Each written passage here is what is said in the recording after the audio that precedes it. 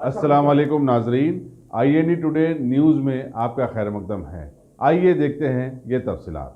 सदर AMIM व रुकन पार्लिमान हैदराबाद असदुद्दीन अवैसी ने आबकारी महकमे से अपील की है कि वो लंगर हाउस में स्कूल के करीब खुल रहे शराब की दुकान को रुकवा दे।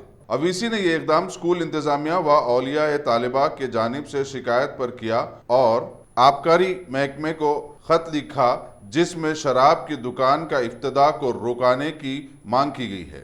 AMIM सुप्रीमो ने बसूरत दीगर एहतजाज की धमकी भी दे डाली। अवैसी ने मजीद वाजे करते हुए बताया कि वुज़रा व अहदेदारों की जानिब से तालीमी इदारों के करीब शराब की दुकान न खोलने और पहले से मौजूद दुकानों को बंद करने की मुतालिबे महकमे आबकारी को एक याददाश्त पेश कर दी गई थी।